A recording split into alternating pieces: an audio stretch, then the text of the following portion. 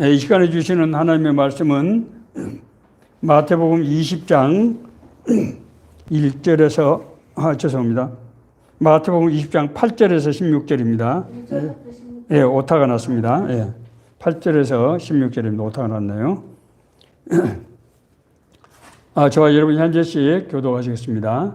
저물매 포도원 주인이 청지기에게 이르되 품꾼들을 불러 나중 온자로부터 시작하여 먼저 온자까지 삭셀 주라 하니 제10시에 온 자들이 와서 한 데나리온씩을 받거늘 먼저 온 자들이 와서 더 받을 줄 알았더니 그들도 한 데나리온씩 받는지라.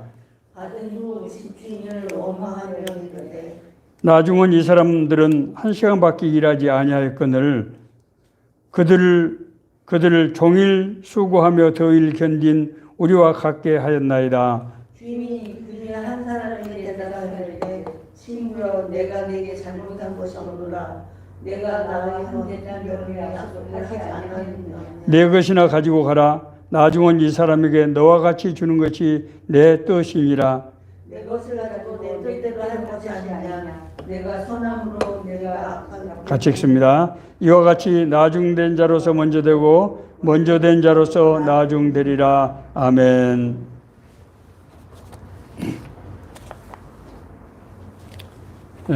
오늘은 이제 하나님의 공의와 하나님의 사랑이 어떻게 서로 조화를 이룰 수 있는가. 하나님의 공의는 무엇이며 그 공의가 진정한 의미의 공의가 되기 위해서는 어떤 조건이 필요한가 하는 문제에 대해서 같이 생각을 해보도록 하겠습니다. 얼마 전 TV 뉴스를 보니까 기독교인 국회의원들이 국회에서 초창기도회를 했다는 그런 뉴스가 있었습니다. 아마 기도의 목적은 최근에 현재 정치권의 갈등과 대립이 너무 심하기 때문에 뭔가 서로 정말 대화를 하고 화해를 해서 정말 좋은 정치 환경으로 만들어보자. 이런 취지가 아니었는가 생각이 됩니다. 그런데 이상한 것은 그런 자리면은 국회 기독교인들이 중직을 맡고 있는 분들이 많거든요. 국회의원들 중에. 그런데 실세 정치인들은 제가 볼 때는 한 사람도 보이지 않았고 또 거기서 도대체 무슨 기도를 하고 무슨 다짐을 했는지 굉장히 궁금합니다. 오늘날 정치 상황을 보면은 정말 가슴이 너무 답답하고 또 정말 암담하다는 그런 생각까지 듭니다. 우리 코로나 이후에 우리 사회가 지금 얼마나 힘들고 어려운 상황이 있습니까? 소상공인들, 또 학교는 졸업했지만은 취업이 어려워서 정말 유리방황하고 있는 청년들, 또 비정규직 종사자들, 또 의지할 데 없는 노년층들, 또 중년에 정말 가족들을 부양하기 힘들어서 힘겨워하는 중년의 가장들, 이런 사람들이 우리 사회에 지금 얼마나 많습니까? 역설적으로 코로나를 통해서 아주 예기치 않은 부를 얻은 사람이 있는가 하면 대부분 사람들이 이런 매우 힘들고 정말 어려운 가운데 있는 것 같습니다. 그런데 우리 사회를 정말 돌아다 보면은 온통 불의, 또 마약 등 도덕적인 타락, 또 아주 입으로 꺼내기도 싫은 무서운 범죄들, 또 무너진 교권과 교육 현장, 이런 것 뉴스로. 그래서 요즘은 뉴스를 보기가 싫을 정도로 그렇습니다. 제가 신앙인 한 사람으로서 이런 상황을 보면서 우리나라를 다스리고 또 정치적으로 중요한 직책을 맡은 사람들이 기독교인들이 굉장히 많거든요. 전체 평균 인구보다도 이 정치권에 있는 특히 국회의원들, 또 정부 행정과 구체에 요직에 있는 사람들, 이 기독교 인구가 훨씬 더 높거든요. 그런데도 불구하고 기독교 신앙이 이런 세상을 변화시키는데 별로 도움이 못 되고 있는 것 아닌가. 예수님께서 말씀하신 대로 소금과 빛이 땅에 버려져 밟히고 있는 그런 상황이 아닌가 이런 생각이 들고 정말 답답한 마음을 금할 길이 없습니다. 자, 오늘 본문 말씀은 예수님께서 천국의 비유로서 하신 말씀입니다. 아주 굉장히 중요한 말씀이죠. 보통 포도원 주인이 품꾼을 얻어서 이제 포도원에 들여보내려고 이른 아침에 장터를 나가서 한 데나리온씩 주기로 약속을 하고 이제 품꾼들을 포도원으로 들여보냈습니다. 한 데나리온은 당시에 하루에 근로자 임금을 의미하는데 오늘날로 돈으로 환산하면 한 10만 원 정도 되지 않을까 이렇게 생각이 듭니다. 이른 아침에 가서 일꾼들이 그렇게 많지 않았기 때문에 제3시, 성경에 말한 제3시는 우리나라 시간으로 말하면 9시가 됩니다. 지금부터는 제가 우리나라 시간으로 그냥 말씀드리겠습니다. 9시에 나가서 보니까 장터에서 일거리를 찾지 못하고 있는 사람들이 있어서 그 사람들을 포도원에 보내고 또 그래도 차지 않아서 12시와 오후 3시에까지 나가서 이제 장터에 가서 일꾼들을 불러 모았습니다. 마지막으로 오후 5시, 그러니까 일이 끝나기 1시간 전이죠. 5시에 나가서 장터 보니까 그때도 또 놀고 있는 사람들이 있는 거예요. 주인이 너희는 어찌하여 종일토록 여기서 놀고 있느냐 라고 얘기했더니 그들이 말하기를 우리를 품꾼으로 쓰는 이가 없습니다 라고 하소연하는 것입니다. 그러면 너희들도 포도원에 들어가라 하고 이제 포도원으로 보냈습니다. 이제 날이 저물었습니다. 포도원 주인은 품꾼들을 불러서 이제 임금을 주는데 나중 온 사람부터 이제 먼저 오는 사람까지 임금을 주게 되었습니다. 자, 저녁 5시에 온 사람에게 약속한 한 데나리온, 하루치 임금을 준 겁니다. 그러니까 먼저 온 사람들은 기대에 찼어요. 저 사람은 1시간밖에 일 안 했는데 한 데나리온 주고 보니까 우리는 아마 더 줄지 모르겠다. 그런데 자기들에게도 똑같이 한 데나리온을 주는 거예요. 그래서 먼저 온 자들이 이제 포도원 주인에게 이제 원망을 하고 항의를 하게 됩니다. 아니, 나중 온 사람들은 1시간밖에 일하지 않았는데 하루 종일 땡볕에서 수고한 우리와 같게 주다니 이게 어찌 된 겁니까? 나중 온 자에게, 먼저 온 자에게 대답하기를 친구여, 내가 내게 잘못한 것이 없다. 내가 너와 한 데나리온 주기로 약속하지 않았느냐? 자, 여기 한 데나리온 있으니까 내 것이나 가져가라. 나중에 온 사람에게도 한 데나리온을 주는 것은 내 뜻이다. 라고 말을 했다. 그렇게 성경은 기록하고 있습니다. 자, 이 말씀이 우리에게 뭘 지금 어떤 메시지를 전하려고 하는가 하는 것을 우리가 잘 생각해야 됩니다. 왜냐하면은 이 메시지가 무슨 메시지라고 그랬죠? 천국의 비유를 예수님께서 말씀하신 거라고 그랬죠. 품꾼에게 일한 대로 임금을 주는 것이 우리 상식이고 또 제도예요, 그게. 그렇지 않습니까?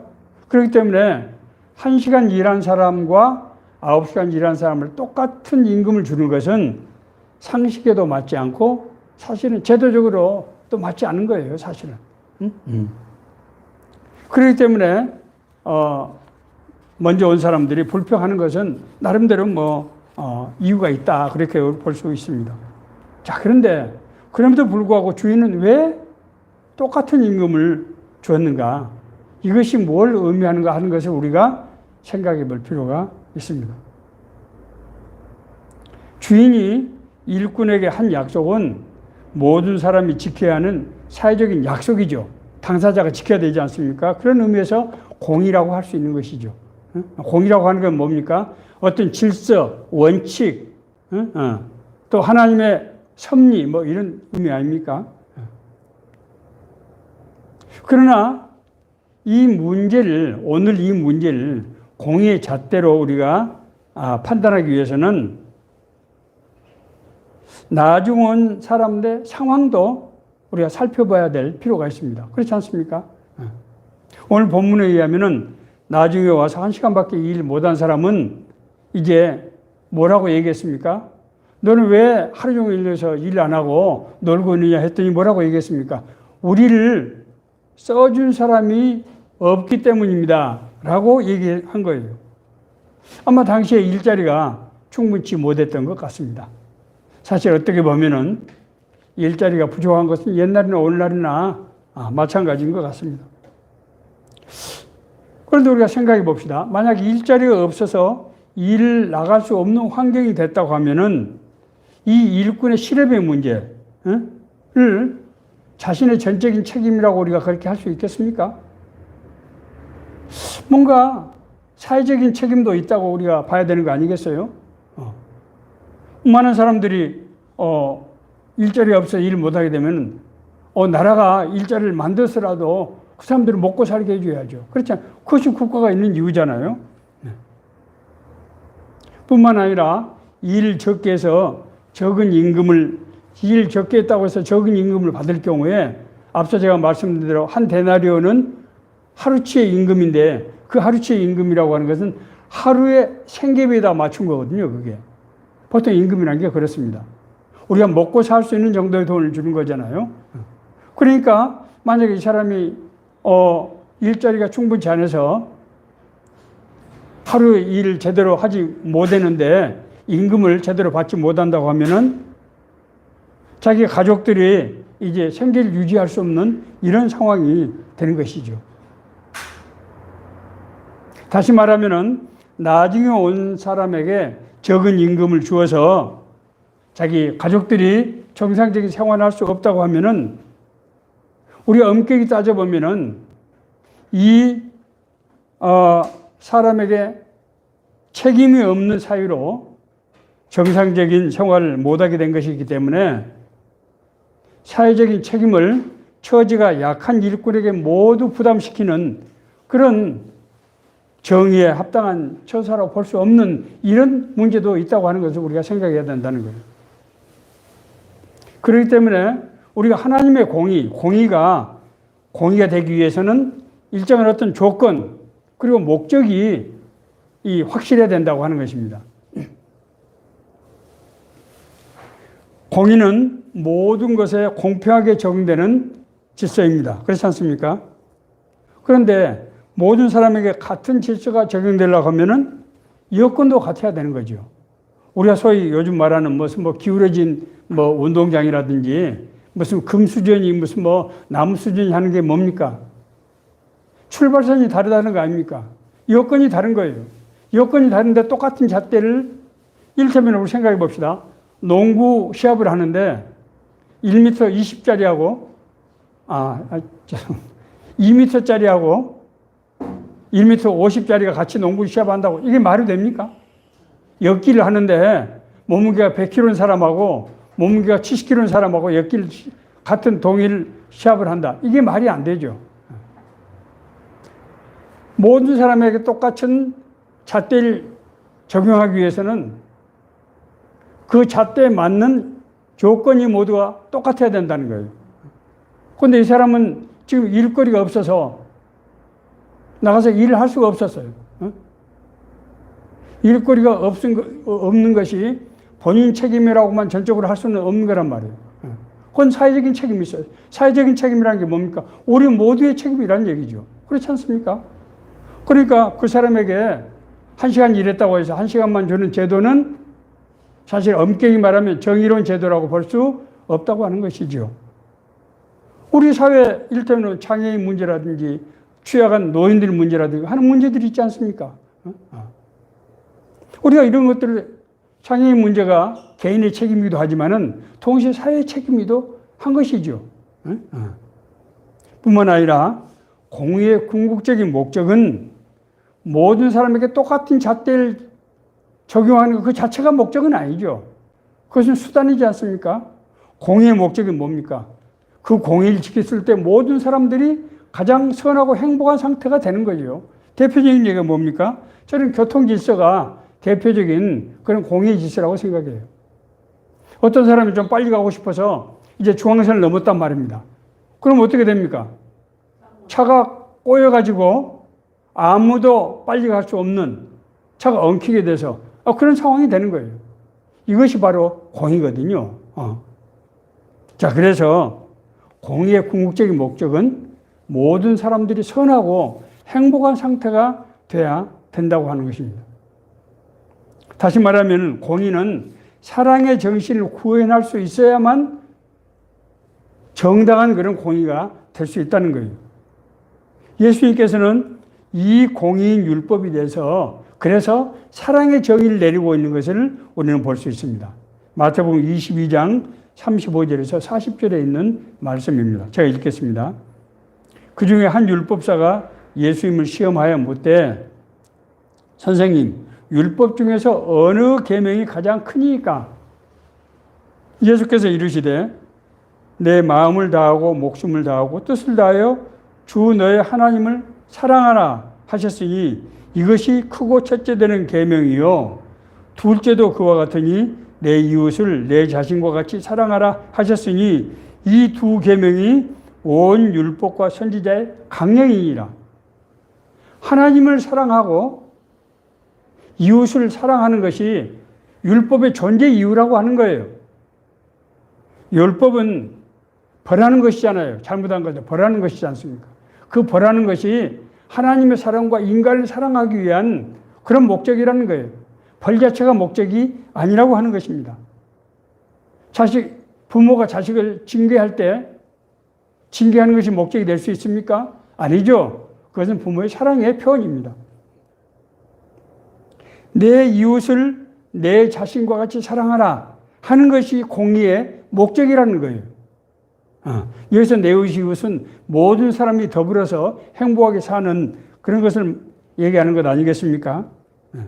그러므로 신앙도 궁극적으로는 사랑을 구현하기 위한 것이 되어야 한다고 바울 사도는 그렇게 얘기하고 있습니다. 로마서 13장 1절에서 3절 우리가 다 잘 아는 그 사랑장의 얘기입니다. 내가 사람의 방언이나 천사의 말을 할지라도 사랑이 없으면 소리나는 구리와 울리는 꽹과리가 되고 그렇지 않습니까? 사랑이 없으면 천사의 방언과 이런 것이 아무 소용이 없다는 거죠.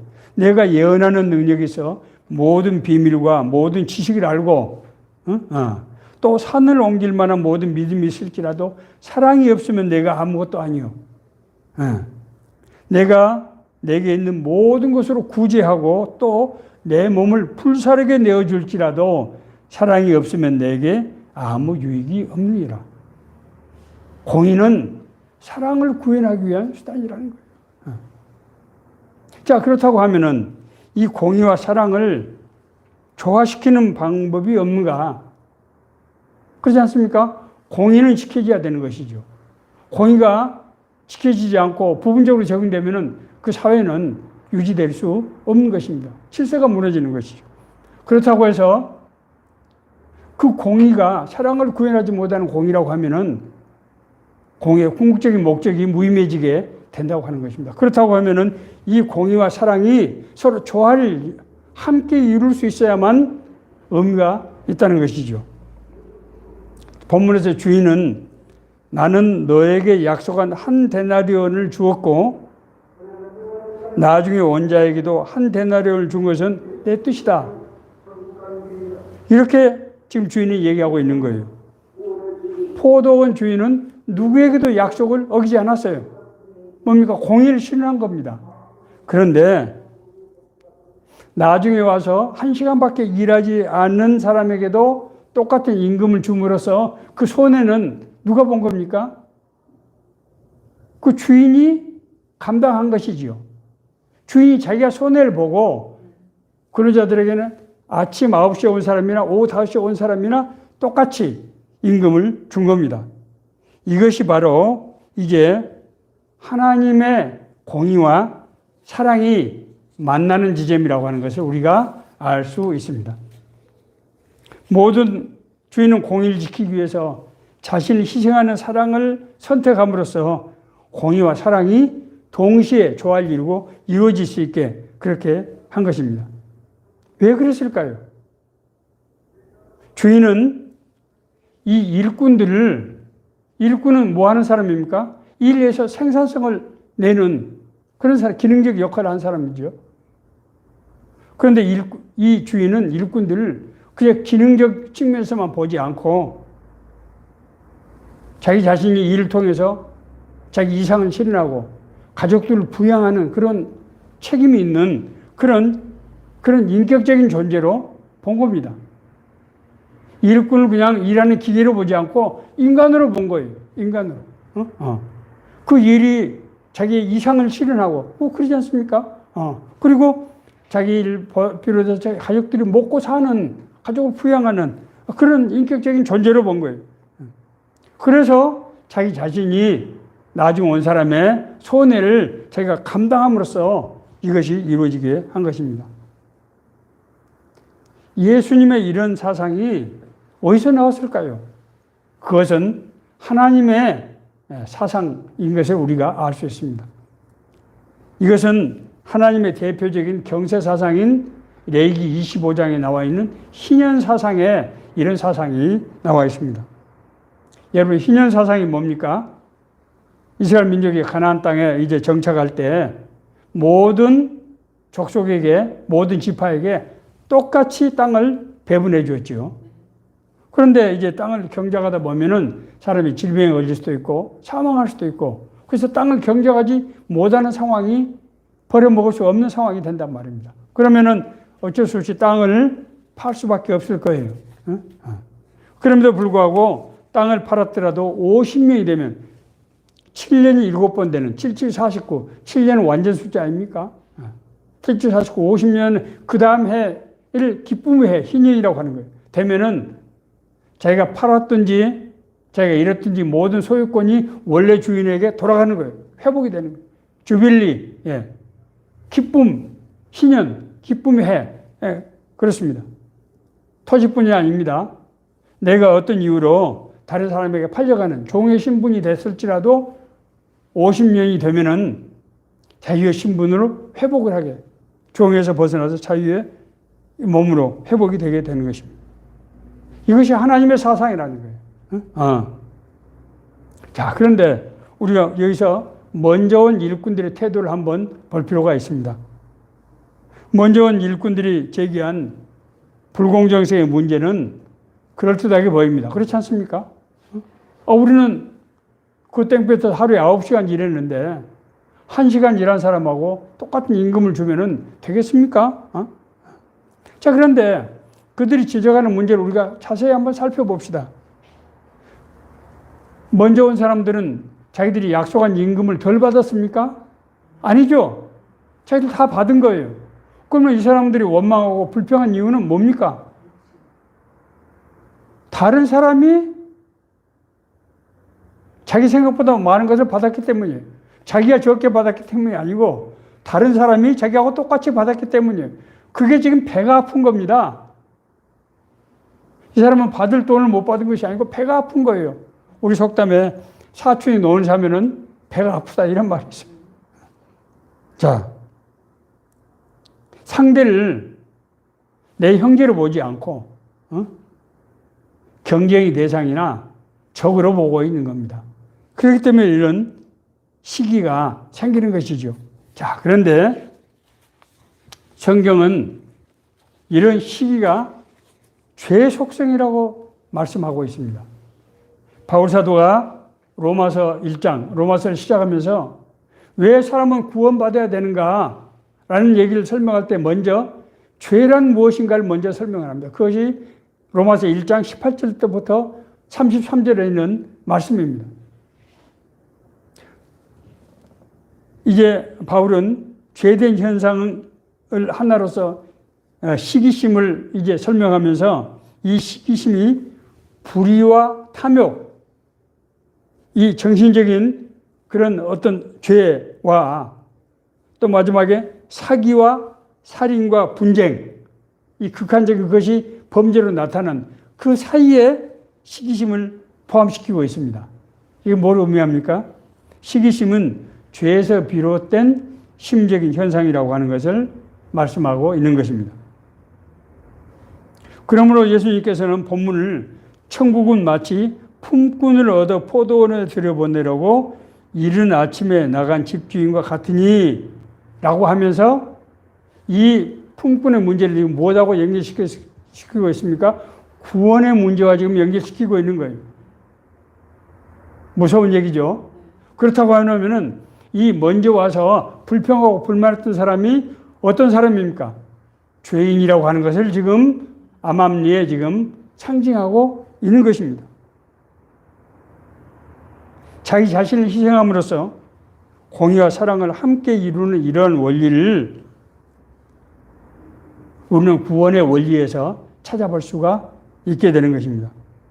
인간이 죄인이 된 것은 하나님께 불순종하는 죄를 범했기 때문이죠. 딱 이것이 하나님의 공의죠.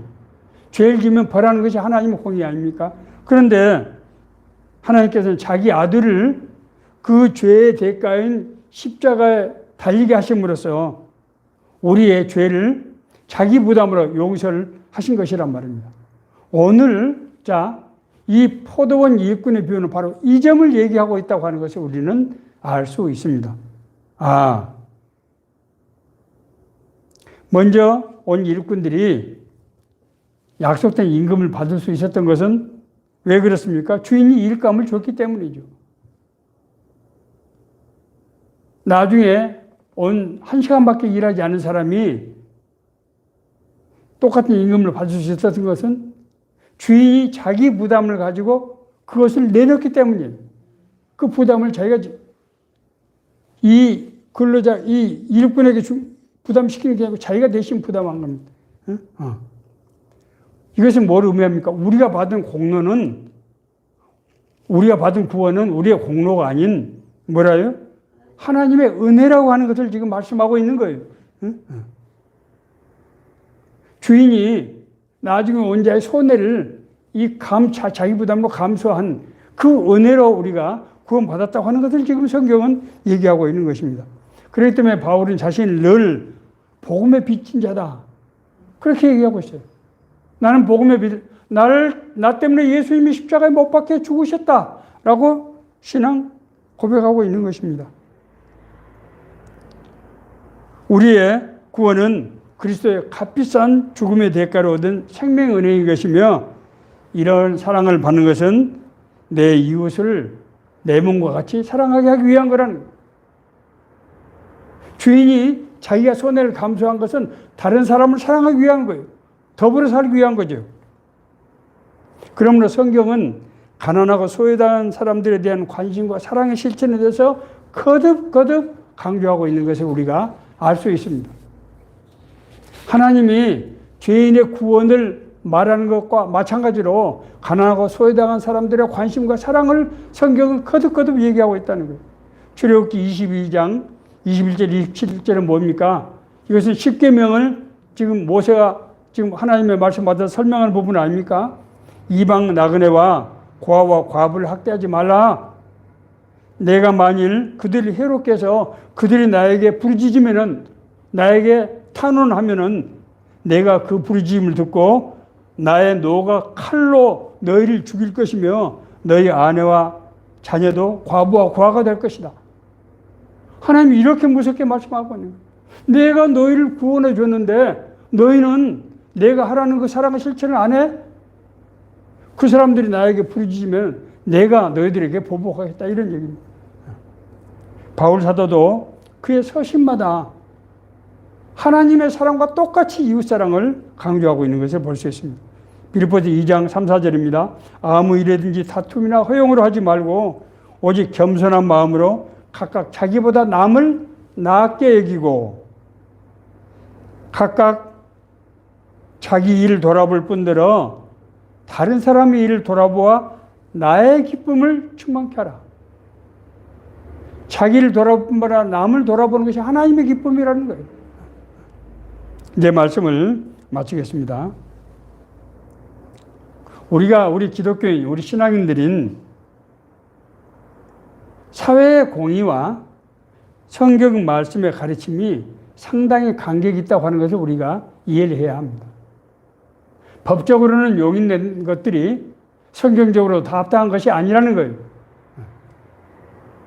법적으로는, 세상적으로는 그것이 범죄가 아니라고 하지만은 성경에서는 그걸 죄라고 하는 것들이 그런 내용들이 많다고 하는 것입니다. 하나님께서는 선지자를 통해서 거듭거듭 말씀하고 있는 것은 뭔가 하면 성전은 열심히 섬기지만은 교회는 열심히 섬기지만은 하나님의 말씀에 순종하지 않는 그런 불의한 재판관들, 가난하고 소외당한 사람들에 대한 무관심과 그들을 착취하는 행위, 이런 것에 대해서 정말 가혹하게 말씀하고 있는 것을 볼 수 있습니다. 제가 스가랴서 7장 10절, 13, 14절을 제가 읽겠습니다. 내가 불러도 그들이 듣지 아니한 것처럼 내가 명령을 해도 그들이 지키지 않았다는 거예요. 그들이 불러도 내가 듣지 아니하리라. 나도 안 듣겠다는 거예요. 나의 말씀에 순종하지 않는 그들에게 나는 듣지 않겠다는 거예요. 만군의 여호와가 말하였느니라. 내가 그들을 바람으로 불어 알지 못하던 여러 나라에 흩었느니라. 나에게 불순종해서 하나님의 의를 행하지 않는 자들에게 하나님이 불어서 여러 나라에 흩어버렸다는 거예요. 그 후에 이 땅이 황폐하게 되어 오고 가는 사람이 없었나니 이는 그들이 아름다운 땅을 황폐하게 하였음이라 하시니라. 이렇게 말씀하고 있어요. 하나님의 사랑, 하나님께서 고아와 과부들 올바른 재판을 하고 모든 사람들에게 하나님의 의, 사랑을 실천하라고 하는 이 명령에 순종하지 않았을 때 하나님께서 그걸 그냥 넘어가시지 않는다고 하는 것입니다. 오늘날 우리 사회는 도덕적인 타락과 범죄가 날로 늘어나고 있고 이 문제를 해결하기 위해서 요즘 뉴스를 들어보니까 날로 경찰관들에게 총기를 이제 사용할 수 있도록 하고 무슨 처벌을 더 엄격하게 하고 자꾸 이렇게 벌을 엄하게 하는 것으로 지금 대처를 해 나가는 것이 아닌가 하는 생각이 들어요. 아마 저뿐 아니라 여러분들도 그렇게 생각을 하실 겁니다. 공의를 강조하고 있는 거예요. 좋습니다. 그러나 오늘 성경 말씀이 주는 바는 공의가 되기 위해는 기본적인 조건이 같아야 되고 그 공의가 궁극적으로 모든 사람에게 선과 행복을 주는 그런 것이어야 된다는 거예요. 모든 사람들이 더불어 사는, 그렇게 되려고 하면 모든 사람들이 더불어 사는 그런 사회가 돼야 된다고 하는 것인데 지금 우리가 정말 더불어 살아가고 있는가 하는 것을 우리가 냉철히 생각을 해보고 특히 세상의 소금이요 세상의 빛이라고 부르심을 받은 우리 그리스도인들이 오늘 성경 말씀을 우리가 마음에 새겨서 정말 하나님의 공의와 하나님의 사랑이 나에게 있어서 이루어지기 위해서 내가 무엇을 어떻게 해야 될 것인가 하는 것을 심각하게 생각하는 그런 말씀이 되어야 될 줄로 믿습니다. 뜻이 하늘에서 이루어진 것 같이 하나님의 말씀이 우리 삶과 사회 가운데서 이루어질 수 있기를 간절히 바랍니다.